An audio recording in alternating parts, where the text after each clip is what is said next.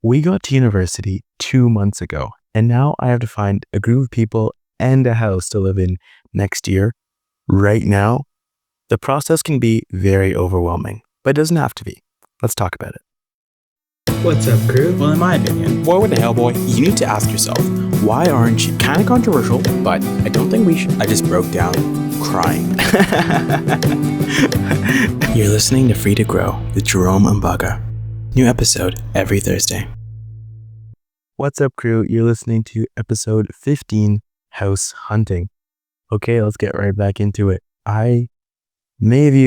Some of you might have noticed that I actually did not post an episode last week, and people were telling me yada yada yada yada yada, because I was actually supposed to post this episode last week, but one, it was a super busy week, I got overwhelmed, but two, something changed. So essentially, I found my group, I found my house and everything, and we loved the place. We were like, yeah, this is the one. This is definitely the one. We were emailing the landlord. He seemed to like us a lot. And then he was like, yeah, okay. We sent him over our information. He was like, okay, yeah, I'll email you back the lease. And so then we were there, we were waiting. 3 days went by. And so I emailed them and I'm like, hey, just checking in. We're really excited to sign the place. Or have you reached out with the lease yet? And he was like, hey, we actually signed it away to someone else, but you can check our website for other stuff. So I was like, well, let's shoot. We were pretty bummed out about that. That was not very good because the house we found was so nice and it was so close to campus and it was just perfect. But, oh well, you live and you learn and you move on. So the last time I recorded this episode, I was talking about a bunch about that house and how much we like it and all that kind of stuff. So didn't necessarily go to plan. But anyways, in this episode, I'm going to be covering 3 main topics as I work my way down into sharing my experience with house hunting, how it's now going to keep going with that experience, and how that maybe you can learn from that. If you are looking for houses to rent next year, or maybe right now. Anyways, the 3 topics are going to be like a personal, how you envision yourself next year. Topic 2 is going to be finding a group to live with. And then 3 is finding a house. Now it'll just be like the natural progression of it. And I want to go topic, kind of zoom through them and get us out of here. All right. So I wanted to start with kind of envisioning yourself for next year, because I think that's the most central part. I think sometimes we can get lost in how overwhelming of a task it is, especially if you are in the same situation as me, where your first year, it's not like we were looking for places to live on the market in high school. Maybe someone has, but not a majority of people. And so now we have this big task ahead of us, and it's find a house. So it's important to kind of draw yourself back to the fact that throughout all the craziness of searching on websites and asking people if you want to live with them and the whole drama going down, at the end of the day, the most important factor is you. None of the other stuff matters. If you're not happy with your situation, if you're not happy, or maybe you don't know what you want your situation next year to be like. So I'll kind of explain that a bit more, like what I see for myself. So I'm pretty happy with the way things are going right now, with university and my work and all that kind of stuff. But I know next year I want to be a bit more focused on my studies than I am this year. And I know, actually, I don't really know. That's all I don't know. I'm pretty happy with the trajectory I'm on right now. I can sense a natural progression that I will go on, probably becoming a bit more mature here and there, just a natural, life ladder progression of improvement or whatever. But the main focus where I have to ask myself a question is, what kind of an environment do I want my home life to be? Because for most people, I would say they want their home life to be a bit more chill, and then outside of the house, at school or in their nightlife or whatever they do. They want it to be a bit more exciting. Your home and your room is your place that you sleep, you rest, you charge that battery. But for other people, maybe they don't need as much time to charge the battery. Maybe they want the people that they're living with to be like full of energy all the time, and it's just like go, go, go. And I think if that's you, that's good. That's good. It's not my place to comment on that, but I will. I think that's fine. Just maybe ask yourself if that's what you really want for like years on end, At the same time, most leases that you sign a place for are only 1 year. Depends on your situation, but most of the leases are 1 year. So you can change year to year to year. Just maybe ask yourself if you always want to be, partying it up in there. Me personally, I like a good balance. I definitely want energy. I don't want like a dead, like silent house. I definitely want energy in my house. I want people in my house to be like happy and like, want to go do stuff, want to go out. But I also need them to have that sense where it's like, okay, time and a place, now is the time to just chill out, make a chill dinner, get some homework done for the night, call it a night. Not every night needs to be screaming, So yeah, envision how you want yourself to be next year, especially if you are not happy with your situation, because right now you have a huge opportunity in front of yourself to decide what your entire year next year will look like. You get to decide where you're living, who you're living with, and what environment you're going to be coming home to. So please, please, please take a hold of that opportunity. That's huge. Okay. Moving on to topic 2, which is finding a group. This can be very, very, very stressful. And this is honestly where all of everything goes down. Because we are in a point, I'm going to be honest, we're at a point of the year where a lot of people do have groups, like they have groups that they study with, or maybe it's their roommate or something. And at least at the university I go to, a lot of people have their groups that they're going to be living with next year. Now that is very dependent university to university, because different universities have different cultures, If you're from a university that's in like a big city, I forgot to say, I'm in Montreal right now. I'm visiting my girlfriend. We're obviously a long distance relationship. I'm out in Halifax. She's here in Montreal. And so I came to visit her, and because I have reading week, so I'm here visiting her, and it's great. I love Montreal. And yeah, I'm chilling in her room right now. Anyways, back to the topic. If you're in a university that's in a bigger city, maybe the culture is different. Maybe people tend to go into more like single room apartments. Maybe, I don't know, the house hunting season is just later in the year. I don't know. But for the most part, it's a good idea to get the group you're living with out of the way as soon as possible. Pretty much like rule of thumb.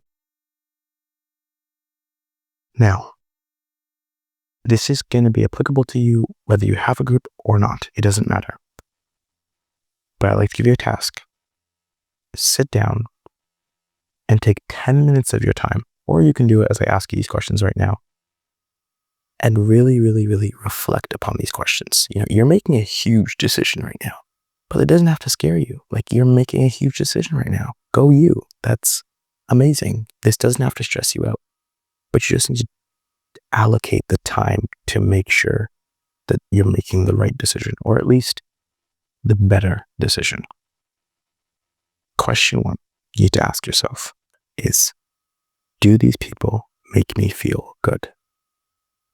Good about myself, good about my progress through life, good about the cleanliness of my room, just like good about yourself. Or do they make you feel comfortable in your own skin? Or do they make you feel that you're like, or that you suck, or you're just like a mean person, or you're like someone they can like bully around or something? You know what I mean? And it doesn't have to be as extreme as like bullying or anything. It could just be subtle things, like very, very, very subtle things. I don't want to go get lost in that, like the wormhole of questions, but do they make you feel good? If they don't live with them next year. These are like, you're going to see these people constantly. Like, I don't know if you've recognized it yet, but you're going to see them constantly. If you have siblings, you know how it goes. So think about it. 2, how do they handle conflict?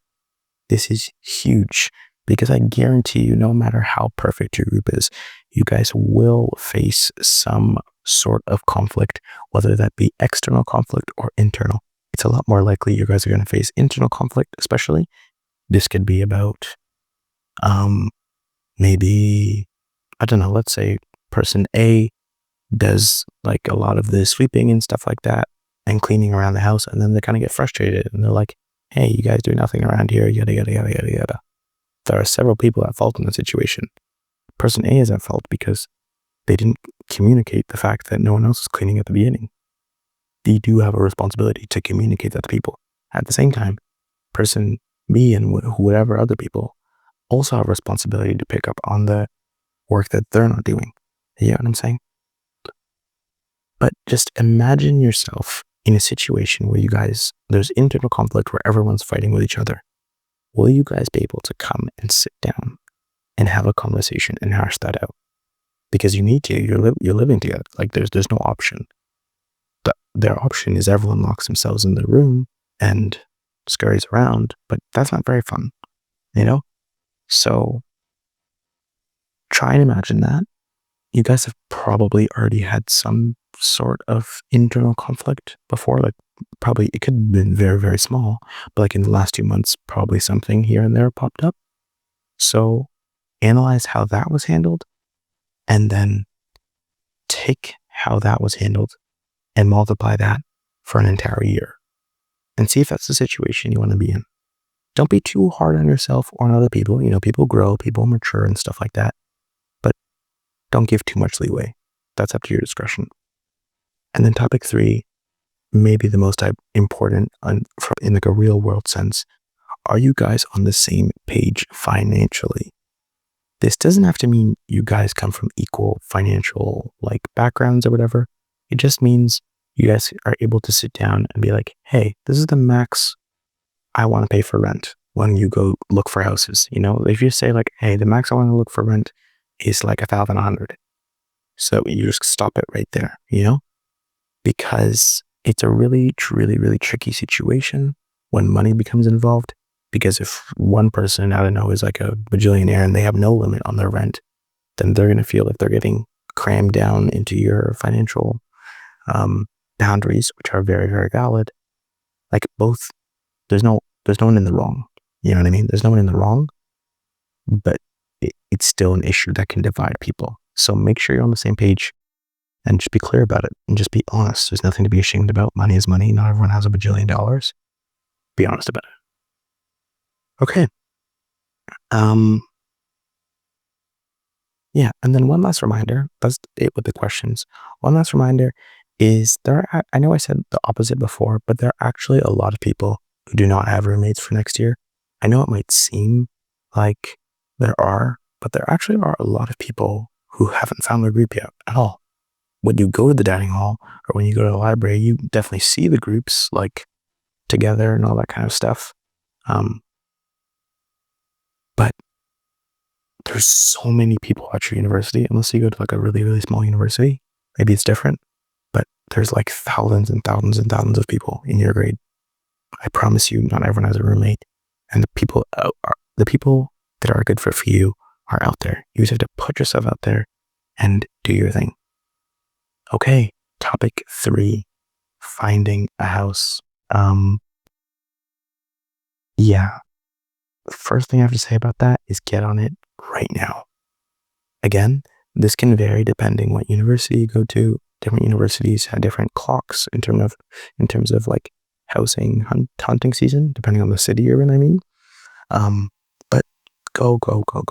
So number one, the first thing I want to talk about is websites to find houses.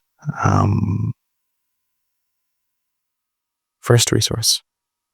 If you have any fourth year friends specifically, because they'd probably be moving out of their house or apartment next year because they're done, unless they're staying for like a master's or whatever. Maybe they're just staying in the city. I don't know. But just ask them, hey, are you keeping your house next year? And then maybe you can just get it from them directly. Like they can bring you in contact with the landlord and they'll give you an honest review of how the place is because they live there for probably a couple of years. So talk to them. They don't have to be fourth year, even if they're just older friends and maybe they have friends in fourth year. So just network a bit, you know? 2, again, this is dependent on city to city, but at least where I'm from, Halifax, Facebook Marketplace and Kijiji are very big. That's probably the number one like actual website and actual like first degree contact. You can find 2 houses, Facebook Marketplace and Kijiji. It's free to create an account. You can send messages. You know, it's not like you have to put like a profile photo up or anything. You just scan through. You can set like a max budget. You can set like bed numbers. Like if you're looking for like a 4-person house, you can select the search bar only to display 4-person houses and all that kind of stuff. Another thing, if you're not finding anything on Facebook Marketplace or Kijiji, then just put in the name of your city, and then rentals. So if you're from Montreal, Montreal rentals, Halifax rentals, Toronto rentals, you get the gist.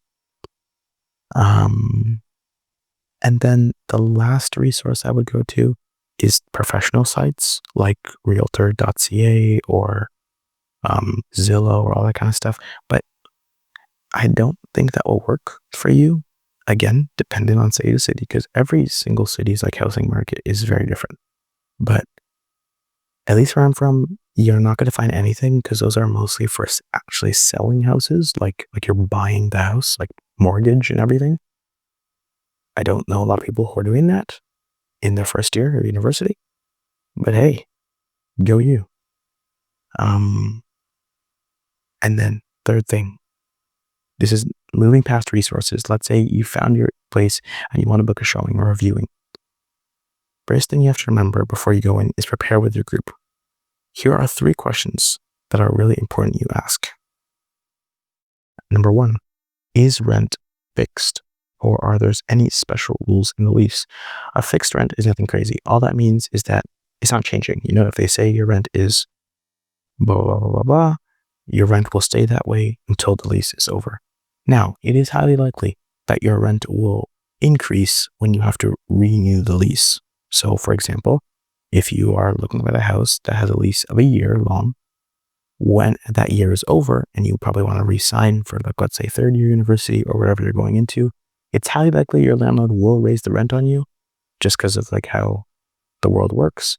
But just ask it for that year period so you're not fighting rent. I've never heard of a place that does not have fixed rent, but just double check and double check if there are any special rules in the lease.